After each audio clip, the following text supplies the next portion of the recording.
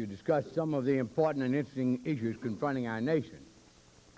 First, however, I want to thank your President, Howard Marlowe, for extending this invitation, and to all of you for the warmth of your reception. When I first learned I'd have the opportunity to address the members of all, I thought, well, why not? Already this year I've talked to newspaper publishers, and TV broadcasters, and beer distributors, and independent bankers, states attorney generals. Why not talk to a group of detergent manufacturers and distributors like all? Why not? I'd written 2 pages of jokes about soap and cleaning up America before somebody told me that all stood for the American League of Lobbyists. And right then I knew someone else around here had a sense of humor besides me. Y'all did it to yourselves, all of you. At any rate, I'm excited to have this opportunity to talk to a group of real lobbyists. And where else could you find such a disinterested, objective, and pragmatic representative cross-section of the American people in one small room?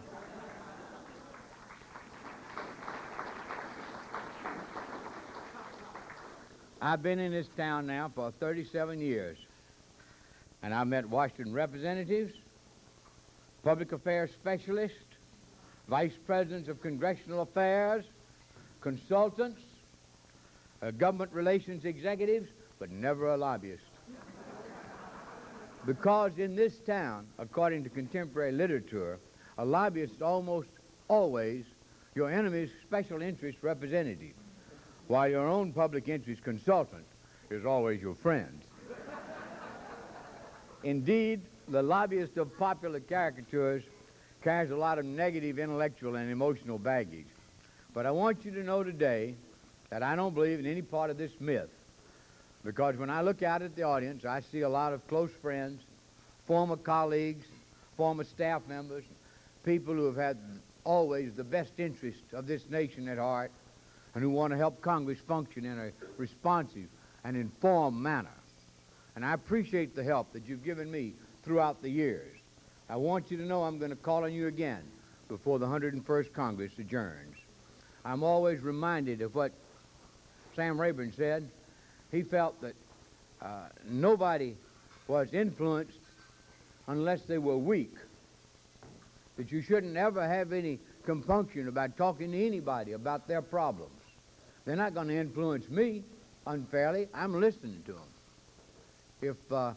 Only if you want to do the wrong thing are you influenced by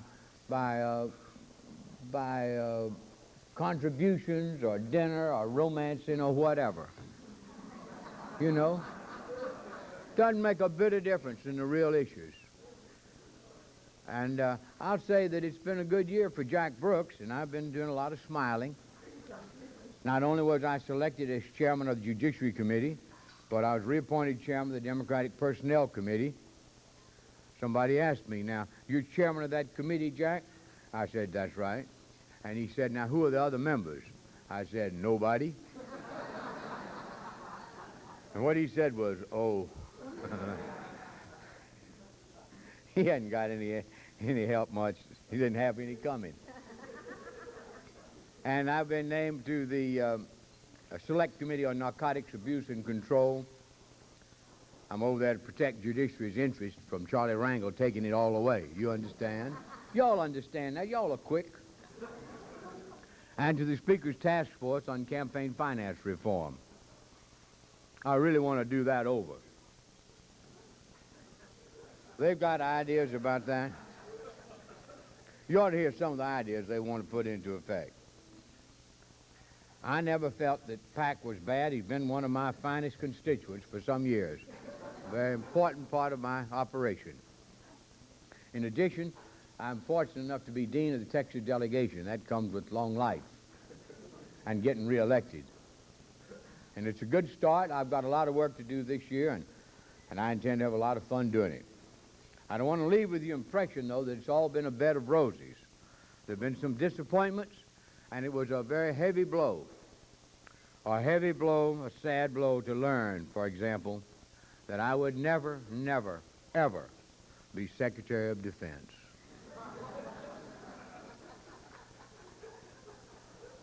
All this time, I thought I was eminently qualified for that job. I'd investigated the Defense Department for years. I knew a good bit about those contractors. I grew up in East Texas in the Depression, graduated from high school in Beaumont, got a degree from University of Texas, went to Marine Corps finishing school. They have a finishing school down at Parris Island. They call it boot camp. And then to the Corps Graduate School at Quantico, and they called it officers training. By the time I graduated and got my second lieutenant bars in a hot August the 25th of 43, I knew as an article of faith that both whiskey and women were integral parts of fighting and winning a war. And throughout 2.5 years of combat in the South Pacific and later in China, I never saw or heard anything that changed my mind about that principle. I know that some of you in this audience share that experience of World War II in the Pacific and remember how excited you were to get home. For a while, I thought I might just stay in China and become a trader. But I didn't think we could stay there and survive the Chinese communists who were right outside our lines. And we would not have. It would have been 40 years before you could have been an effective trader in China. But some people in Beaumont wrote me a letter and suggested I come home and run for the legislature, and that sounded great to me. And through careful saving and a little trading and a little careful card playing, I managed to put aside a little nest egg, all of which I intended to spend as soon as possible in my first campaign for public office. In the months just after World War II, there were only a few places to campaign. Most of the social activity areas were called bars, American Legion posts, and VFW posts, and frequented by returning GIs, which were the moving group in that community then. So I went on the campaign trail, and I campaigned, and I campaigned, and campaigned, and not only in my district, but just about every good place to campaign between Houston and New Orleans. And I particularly liked that part about pressing the flesh, and I did a lot of that. And it was some 2 weeks after the election was over. It was babies I was supposed to kiss. My opponents in that election, and some others too, have charged that all Jack Brooks liked to do was drink whiskey, chase women, and fight. And what could I say? It was a great campaign. We had a wonderful time. The Ethics Committee would have gone absolutely bonkers. I almost drove my campaign manager nuts. He said I shouldn't rub my nose in front of the audience while giving a speech. You know, some people have a tendency to do that. And I knew that when I added the nose rubbers to the whiskey drinkers and the womanizing fighters, I had a solid working majority in my home county. And I've kept that majority for 43 years.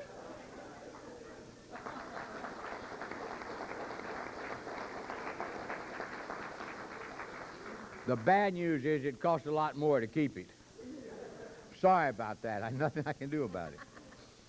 Times do change, as Senator Tower surely discovered a few months ago.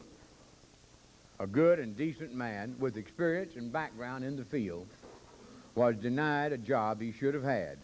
And so while the Senate may have politically assassinated a potential Secretary of Defense, in doing so, they created a myth in Texas. Just think of it. At his age, all those things he was accused of doing. A lot of us in Texas just hope he doesn't run for governor down there. It'd be a tough campaign for the Democrats. You wouldn't believe it. A little guy like that, too. Went to high school in my district. I knew his daddy. His name was Joe Z. Tower. No period after the Z. He was a Methodist preacher. Fine boy. Well, you don't just love Washington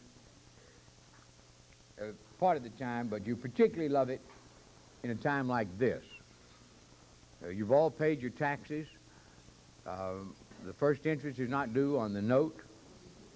The azaleas and the dogwood are in bloom.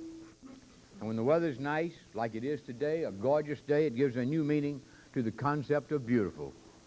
But there's a downside to all of this in the spring. It gets tough to hail a cab in the rush hour. It's crowded driving down here in downtown Washington. Lunch and dinner reservations have to be made a little earlier. School buses from around the country cause a few traffic jams here and there. And I suppose a lot of you have noticed a dramatic increase in the number of seedy, rummy-eyed, disoriented, bag-toting, mumbling people hanging around the Capitol grounds. But don't y'all worry about it. They're not homeless people. They're just reporters who are already camping out, trying to get a place in line so they can be first in next Monday's release of congressional financial disclosure forms. And we're going to have a new round of the yearly spring feeding frenzy as the investigative sharks encircle their congressional prey. They're going to find out that some of us aren't broke. God, that's going to disrupt them. Now, I don't want you to think that I feel like bait rather than a senior member of Congress, but I do sometimes wonder how we functioned in this town prior to our ridiculous financial disclosure requirements and the overweening intrusiveness of the Federal Election Committee. How did we manage? How did we possibly elect people like Franklin Delano Roosevelt and Sam Rayburn and John Kennedy and Dwight Eisenhower without the regulatory overkill that we now subject our public figures to? How did we do it? Didn't seem to hurt Rayburn. Didn't seem to hurt Roosevelt. Didn't seem to hurt John Kennedy. Didn't seem to hurt Dwight Eisenhower. Their personal lives were something aside from their political lives. And nobody objected to it. Didn't seem to bother a thing. Now they want to check your toenails. In filling out this year's financial disclosure form, it struck me that what with the success of deregulation in many areas of our economy, it may now be time to seriously consider the need for deregulating the environment within which our political process unfolds. The present system has reached a plane of surrealistic absurdity, and I think it might be time to bring it to a halt. When Howard Marlowe asked me to speak with you this afternoon, he asked me to share my outlook of business of the 101st, and I'm delighted to undertake that, Howard. For those of us familiar with my career in Congress, you know I'm a profound optimist. I've got a great deal of faith in the future of our country and our fellow citizens.